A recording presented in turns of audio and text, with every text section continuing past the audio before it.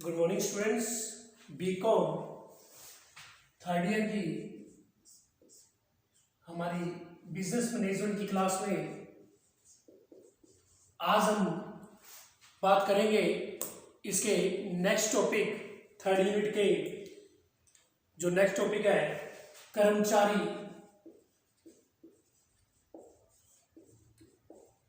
राज्य बीमा अधिनियम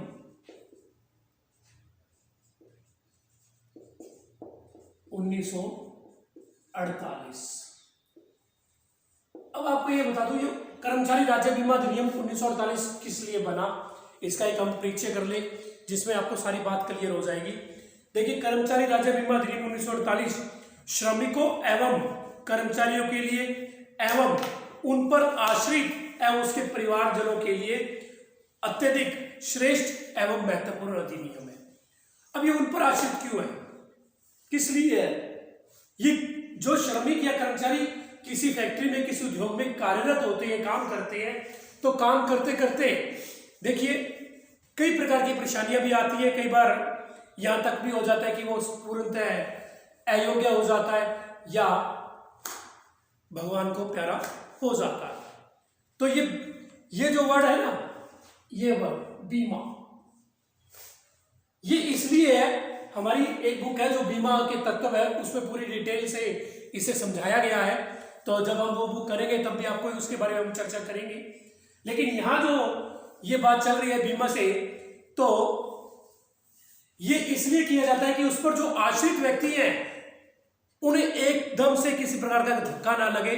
मतलब आदमी जो चला गया, ठीक है ना, उसकी पूर्ति तो नहीं हो सकती, लेकिन जो फाइनेंशियल प्रॉब्लम से उन्हें कोई उबार नहीं सकता, तो अगर उसने कुछ पैसा थोड़ा थोड़ा बीमा अधिनियम में एक प्रीमियम के रूप में जमा करवा रहा है, तो एक दुख की घड़ी में ये पैसा उसे एक साथ प्राप्त हो जाता है, तो वो कुछ समय के लिए उबर जाता है और जैसे जैसे फिर समय बीतता जाता है वो आगे अपने पैरों पर खड़ा हो जाता है, परिवार या उस पर आश्रित जो व्यक्ति होते हैं।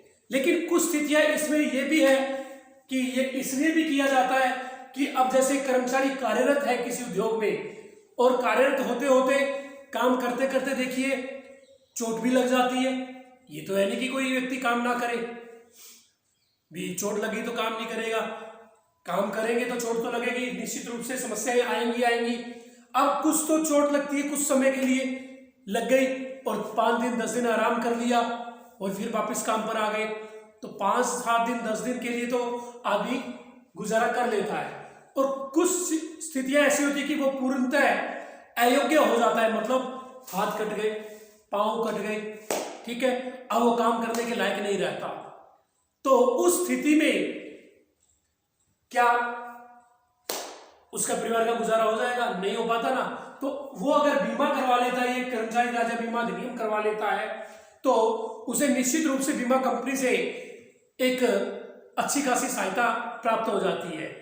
अब इस अधिनियम के अंतर्गत उस श्रमिक का या कर्मचारी का पैसा कटने की जिम्मेदारी किसकी है, वो भी आपको बता दूं, किसकी? नियोक्ता की होती है जिम्मेदारी। और ये पैसा उसके मंथली जो उसे वेजेस मिल रही है या सैलरी मिल रही है, उसमें से एक निश्चित प्रीमियम के रूप में काटा जाता है और ये जमा करवाने की जिम्मेदारी इसकी होती है, बीमा कंपनी के पास नियोक्ता की जिम्मेदारी होती है, ठीक है ना। और ये कोई आवश्यक नहीं है कि आपको करवाना ही पड़ेगा, कोई आवश्यक नहीं है, आपके ऊपर डिपेंड है आप कितना लेना चाहते हैं, कितना नहीं। एक इसी बुक में हमारा एक टॉपिक हो रहा है कर्मचारी प्रोविडेंट फंड अधिनियम, ठीक है, तो उससे संबंधित भी हम बात करेंगे। तो वो भी हमारी मजदूरी में से काटा जाता है, लेकिन ये पैसा सरकार के पास जाता है, ये तो पैसा जाता है प्राइवेट कंपनी के पास या एक बीमा कंपनी के पास। हालांकि बीमा कंपनी भी जो LIC की वो भी सरकारी में आ रही है आजकल, तो उसमें ये पैसा जाता है। कोई जरूरी नहीं कि कोई अगर नियोक्ता किसी और प्राइवेट कंपनी में भी ये बीमा करवा सकता है, ठीक है, लेकिन ये जो अधिनियम हमारा बनाया गया, इस अधिनियम के अकॉर्डिंग करवाते हैं तो उसे LIC में ये पैसा जमा करवाना पड़ेगा।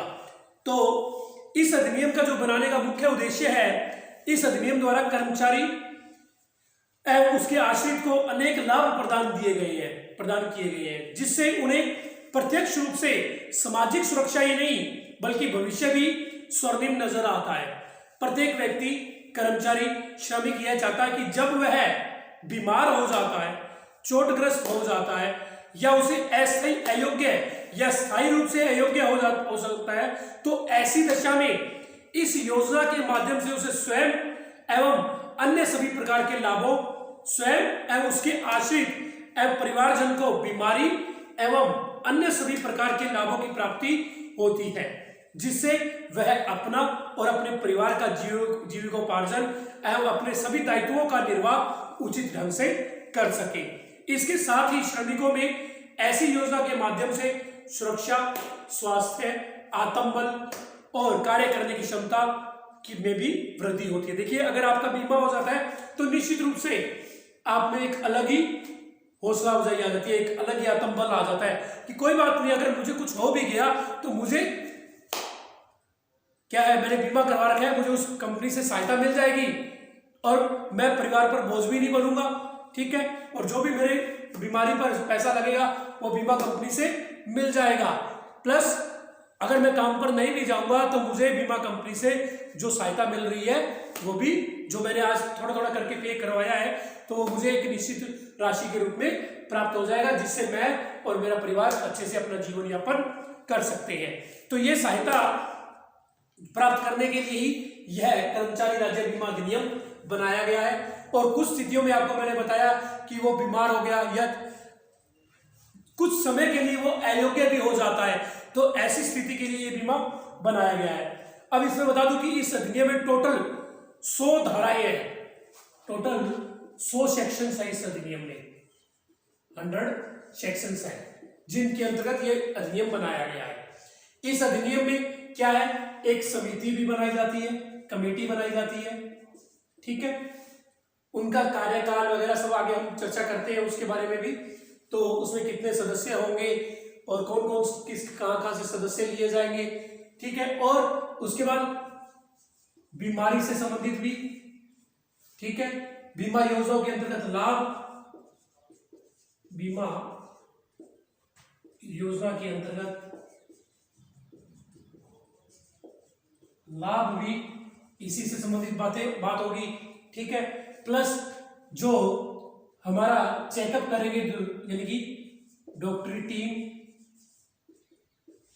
उनकी भी कमेटी सारी इसी में ही बनाई गई है। तो ये जो हमारे सेक्शन मेन चलेगा, जो इसके प्रावधान चलेंगे वो हमारे ABCD की तरह स्टार्ट होंगे, ए से स्टार्ट होंगे और X तक हमारे ये प्रावधान रहेंगे। ठीक है, जिसमें 100 सेक्शंस आ जाएंगे पूरे, यानी कि इनके आगे सेक्शंस के आगे सब सेक्शंस काफी है। ठीक है, तो जिसको मैं ज्यादा यहाँ पर ब्लैक बोर्ड पे नोट न करवा के उनकी मेन उनमें बातें क्या है वो आपको बता दूंगा, और इसकी जो आपको पूरी डिटेल लेनी हो तो आप मुझसे कॉलेज में आके संपर्क कर सकते हैं, मैं आपको पूरी डिटेल भी दे दूंगा, क्योंकि सारी चीजें यहाँ पर नोट करेंगे।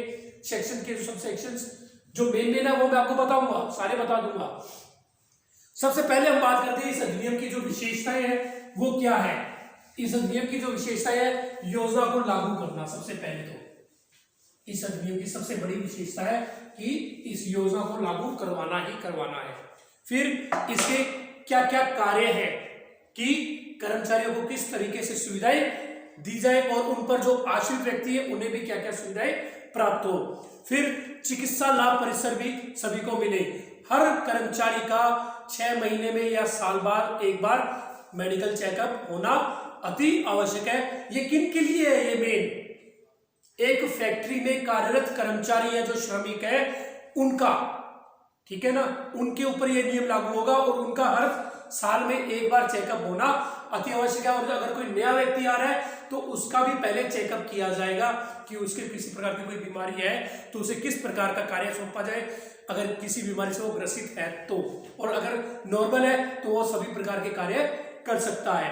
फिर उसमें एक बीमा कोष यानी कि इंश्योरेंस फंड अलग से बनाया जाएगा, जिसमें सभी कर्मचारियों का थोड़ा थोड़ा कंट्रीब्यूशन जाएगा। ये सभी पर बोझ नहीं है, किसी एक पर बोझ नहीं है, सभी का थोड़ा थोड़ा अंश जाएगा। और जिस व्यक्ति के ऊपर, यानी कि एक अपने एग्जांपल में आपको बताऊं कि हम बाइक का बीमा करवाते हैं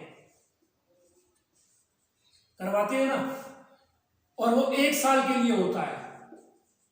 देखिए ये हालांकि ये एक अलग चीज है, ये अलग चीज है, लेकिन एक आपको एग्जांपल बताता हूं कि इसमें मान लीजिए 100 व्यक्तियों ने बाइक का बीमा करवाया और सब ने 1300 रुपए के हिसाब से क्या दिया, प्रीमियम दिया, तो कंपनी के पास कितना पैसा आ गया,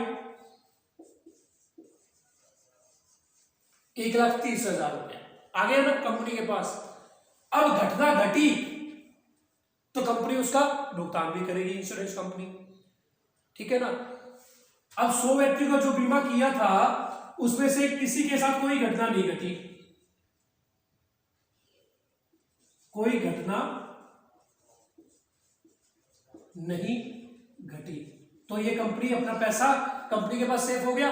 कंपनी से किस में डाल लेगी, रिजर्व फंड में ये पैसा जोड़ देती है, रख लेती है, ठीक है। और मान लीजिए इसी साल में किसी एक व्यक्ति के साथ घटना घट गई, अब उसका बीमा किया था, उसने लिया कितने थे, 1300 रुपए, अब उसका मान लीजिए नुकसान हो गया 40,000 रुपए का, ठीक है, और कंपनी ने वो 40,000 रुपए क्या कर दिए, पे। उसने क्या पे किया था, 13,000 रुपए, सॉरी 1300 रुपए, और उसे मिल गए कितने, 40,000। उसे तो लाभ मिला ना, उस व्यक्ति को लाभ मिल गया, बाकी 99 को लाभ नहीं मिला, लेकिन कंपनी ने वो पैसा क्या कर दिया, उसी में से दे दिया। अब कंपनी के पास रिजर्व फंड में 90,000 रुपए जमा हो गए।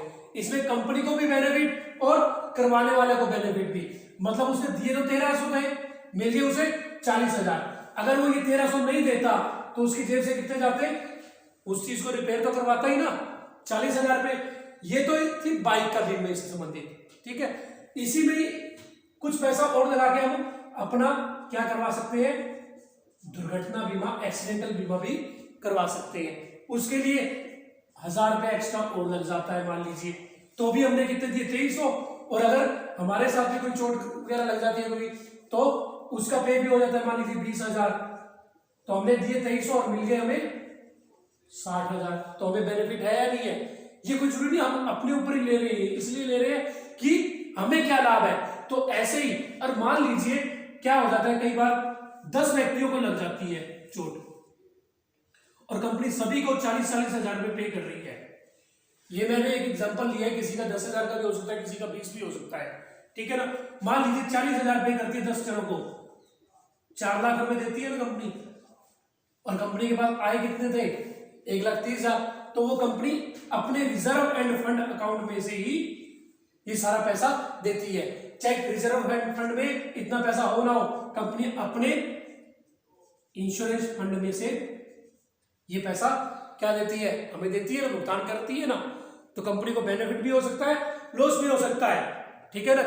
तो इस तरीके से ये बीमा करवाने का फायदा हमें नजर आता है, बीमा कोष में ये पैसा जमा होता रहता है और हमारा एक बजट भी तय हो जाता है। हमें एक निश्चित भी, हमने महीने के 500 रुपए या 200 रुपए या 700 रुपए प्रीमियम इस कोष में जमा करवाना है।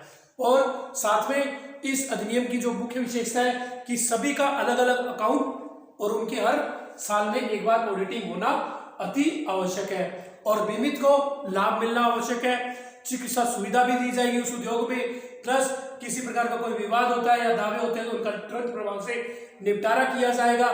किसी प्रकार के नए नियम बनाने हैं तो वो भी बनाए जाएंगे और अगर किसी ने जानबूझकर कोई गलती की है तो उसे दंडित भी किया जाएगा। तो ये इस अधिनियम के क्या है, मुख्य मुख्य विशेषताएं हैं। कल हम इसके बीमा योजना के अंतर्गत इसके जो प्रावधान है उसके बारे में चर्चा करेंगे। आज के लिए इतना ही। Thank you.